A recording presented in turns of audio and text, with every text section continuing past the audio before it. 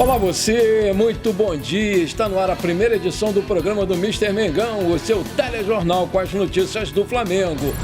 Torcida do Flamengo movimenta redes sociais para pedir chegada de Di Maria. Flamengo é campeão invicto com golaço de Bruno Henrique. Tite aprova e Braz negocia para o Flamengo contratar outro atacante do futebol brasileiro. Essas e outras você confere agora. Fica comigo até o final, porque aqui tem muito mais Flamengo pra você. Meus amigos e minhas amigas, muito bom dia. Olha só a minha cara de felicidade. Que maravilha! A gente é campeão invicto, com artilheiro do campeonato, melhor defesa e com melhor ataque. É mole ou quer mais? Morde as costas aí antes!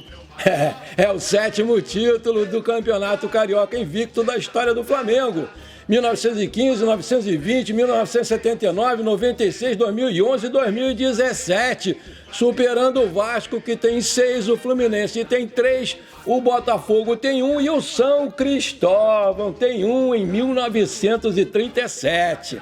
Esse título foi muito importante para essa temporada, porque dá moral, né, e consolida aí o bom trabalho feito pelos jogadores e pela comissão técnica comandada pelo Tite. Foi uma vitória protocolar, com direito a golaço, para fazer a festa de quase 66 mil torcedores presentes no Maracanã. Flamengo e Nova Iguaçu fizeram uma final de baixa intensidade nesse domingo. O placar de 3-0 no jogo de ida praticamente já tinha liquidado a fatura. O time do Tite jogou com resultado debaixo do braço e venceu por 1-0 com um golaço do Bruno Henrique e ponto final. O camisa 27 teve um nome gritado pelas arquibancadas e deu a resposta no primeiro toque na bola para a festa da torcida. O Flamengo ampliou a sua hegemonia no futebol do Rio com o título conquistado nesse domingo. Agora soma 38 contra 33 do Fluminense, 24 do Vasco e 21 do Botafogo. Foi ainda a 7ª vez que o clube ergueu o troféu de forma invicta, com 11 vitórias e 4 empates na campanha 2024. Seja pelo calor que fez no Rio, seja pela vantagem que praticamente já dava o campeonato como decidido, o Flamengo e o Nova Iguaçu fizeram um primeiro tempo morno no Maracanã, com mais momentos de intensidade do time da Baixada. Mesmo sem 2 dos seus principais jogadores, o Carlinhos, que sentiu uma lesão no aquecimento, e o Bill, que saiu logo nos minutos aí iniciais, o Nova Iguaçu se mandou para o ataque e deu o trabalho, mas nada que obrigasse o goleirão Rossi a fazer grandes defesas. Do lado do Flamengo, a troca de passes laterais dava a impressão de um time mais preocupado em deixar o tempo passar do que buscar o gol, um time que se poupava. Só na reta final, com o Ayrton Lucas mais acionado pela esquerda, que o Cebolinha acertou o travessão e o Arrascaeta obrigou o bom goleiro Fabrício a fazer uma grande defesa nos raros momentos de emoção antes do intervalo, O Flamengo ele seguiu apostando no lado esquerdo do ataque na volta do intervalo e isso aí deu certo. Por ali, o Everton Cebolinha acertou novamente um balaço na trave em bela arrancada nos primeiros minutos do jogo. E o gol passou a ser questão de tempo. Já sem Carlinhos e Bill, o Nova Iguaçu ainda perdeu o Iago, também lesionado, ainda no vestiário, e viu as tentativas de ataque se restringirem a chutes de longa distância. O Flamengo passou a acumular chances desperdiçadas. O goleiro Fabrício fez grandes defesas, mas não conseguiu segurar o chutaço do Bruno Henrique no ângulo. Golaço, aço, aço, aço. Pedido pela torcida que gritou o seu nome, o atacante entrou em campo no lugar do Arrascaeta e fez o gol do título no primeiro toque que ele deu na bola. A festa estava completa, O Flamengo era campeão carioca pela 38ª vez. A nossa defesa foi, sem dúvida nenhuma, o grande diferencial do Tite nessa campanha. Com apenas um gol sofrido em 15 jogos, o time teve a melhor defesa da história e termina a competição com 11 vitórias e 4 empates e com o artilheiro Pedro isolado com 11 gols. Foram 29 gols marcados e o time foi vazado justamente pelo Nova Iguaçu com o atacante Carlinhos em partida na qual o time jogou com o Sub-20 na segunda rodada. Depois da conquista do título carioca, a torcida do Flamengo gritou: "Fica Gabigol!" E ao aparecer no telão para receber o troféu do Campeonato Carioca, o presidente Rodolfo Landim foi muito vaiado e xingado pelos torcedores rubro-negros que cantaram aquela musiquinha: "Ei, Landim, vai tomar caju!" Eita ferro!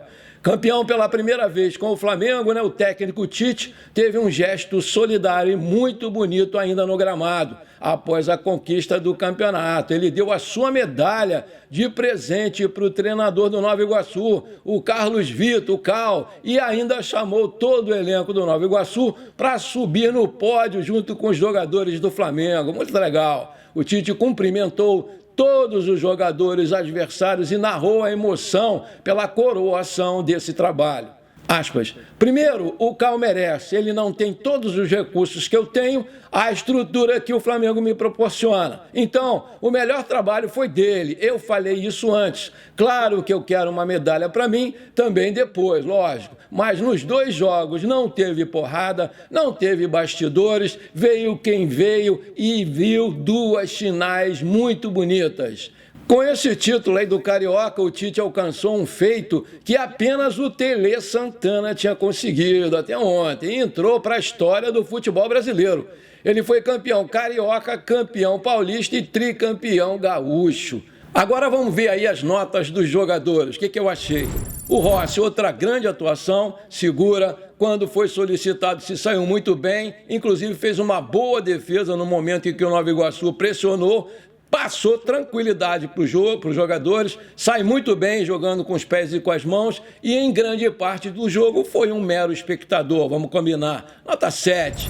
O Varela, outra boa atuação, defendeu sem problemas e participou de boas jogadas de linha de fundo, fazendo bons cruzamentos. Nota 7. Everton Araújo, muito pouco tempo em campo, sem nota. Fabrício Bruno fez bem o seu papel defensivo, mostrou um bom passe longo no momento em que o time abusava dos lançamentos, manteve o nível do bom campeonato que realizou, nota 7,5. O Léo Pereira, para mim, foi o melhor do time, tanto defendendo quanto atacando. No fim do primeiro tempo, ele deu um lindo lançamento de pé direito para o Cebolinha, num lance que quase terminou em gol do Arrascaeta. No segundo tempo, acertou outros vários passes e num deles deixou o Ayrton Lucas em ótima condição para cruzar e para o Bruno Henrique fazer aquela pintura de gol. Eu vou dar para ele nota 8,5. Ayrton Lucas participou muito bem ofensivamente. Depois do lançamento do Rossi, deixou o Cebolinha na boa para estourar o travessão. No segundo tempo, acreditou na bola longa do Léo Pereira e cruzou na medida para o Bruno Henrique marcar o golaço que deu a vitória para o Mengão. Nota 7,5. O Pulgar, ele teve uma atuação discreta, não comprometeu, mas esteve aí abaixo do seu nível atual. Vale destacar que ele não levou cartão amarelo, o que é um fato a ser comemorado. Nota 6. Igor Jesus entrou no seu lugar, sem nota. De La Cruz acelerou o jogo em momentos em que o time estava morno, mas errou passes aí que não erra. Ele fez uma boa partida. Eu vou dar para ele nota 7. Vitor Hugo entrou no final também, sem nota. Arrascaeta, ele perdeu 2 ótimas oportunidades, apesar de ter subido de produção no segundo tempo. Foi muito bem marcado e se poupou visivelmente. Nota 7. Bruno Henrique, marcou um golaço e botou fogo no jogo pela ponta esquerda. A torcida pediu seu nome e ele não decepcionou. Foi lá e mandou brasa. Nota 8. Luiz Araújo fez bem o papel na recomposição, mas não se destacou na frente. Nota 5. Pedro, ele deu lindos passes que o Arrascaeta e o Cebolinha não aproveitaram. Pelo lindo chapéu de chaleira no Lucas Cruz, aquele cabeludinho, ganhou mais 0,5 da minha nota. Vai ser nota 7,5 para você, Pedro. Cebolinha deu um ótimo passe para o Arrascaeta no primeiro tempo, mexeu-se bastante e finalizou 5 vezes, 2 na trave, mas perdeu grande chance após excelente passe do Pedro. Nota 7,5. O Alan entrou bem e não errou nenhum passe. Ele vem ganhando confiança jogo a jogo. Nota 6,5.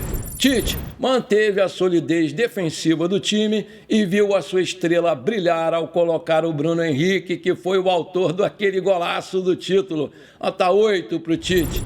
E pro time, eu não vou dar nota pela atuação de ontem, não. E sim por tudo que aconteceu no Campeonato Carioca todo. Conquistou o seu 38º título, invicto, só tomou um gol com o time misto e fez 29, sendo 11 gols do artilheiro da competição isolado do nosso querido Mengão, o Pedro. E é por isso que eu tô rindo à toa e muito confiante de mais títulos nessa temporada. Minha nota é 10, nota 10 pro meu time. E você, qual a nota você dá pro nosso time?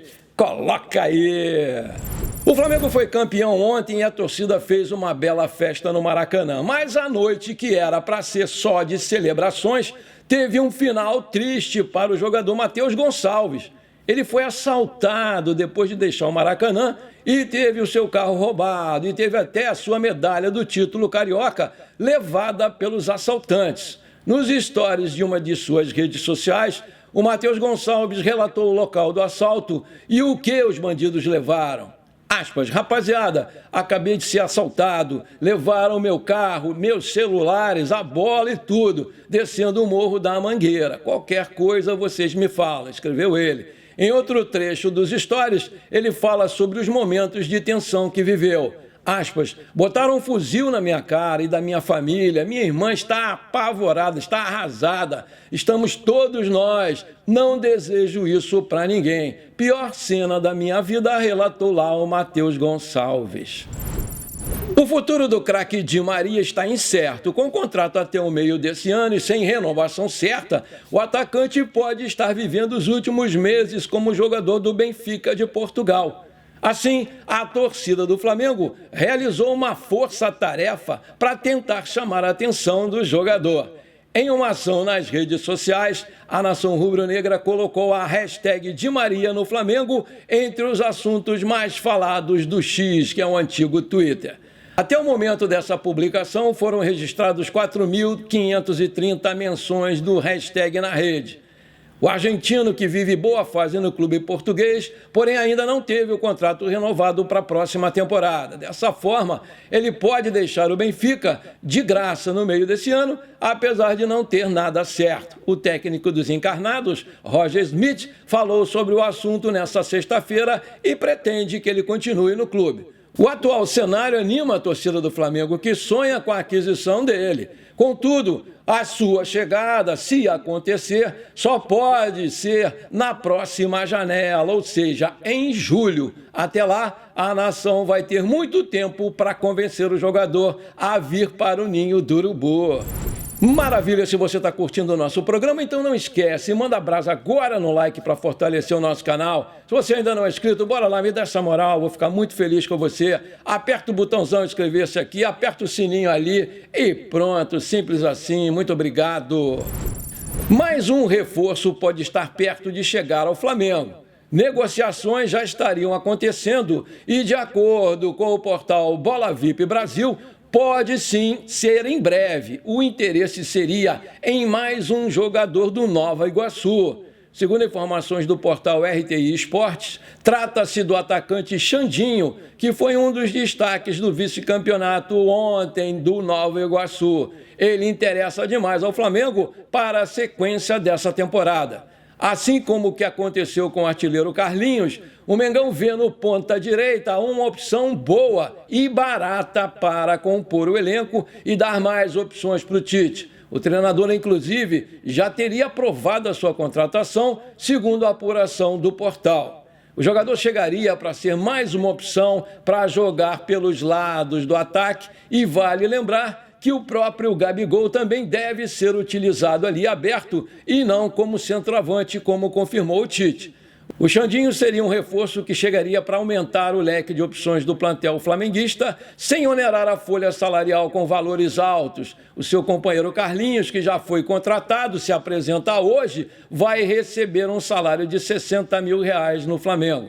Diferente do camisa 9, Xandinho, que está na mira do Mengão, atua aberto pelos lados e ontem fez mais uma excelente partida. Ele tem velocidade e ajuda muito na recomposição. Esse estilo aí de jogo agrada demais o Tite, que tem um sistema defensivo muito forte, contando com a recomposição dos pontas. O Xandinho tem como seu ponto forte a velocidade, o chute de fora da área e a entrega em campo. Vale lembrar que ele tem 26 anos, é destro, tem 1,68 de altura, é um ponta-direita que também pode jogar de segundo atacante e tem contrato com Nova Iguaçu até o final de 2025. Aí eu te pergunto, você aprova a contratação do Xandinho no Flamengo?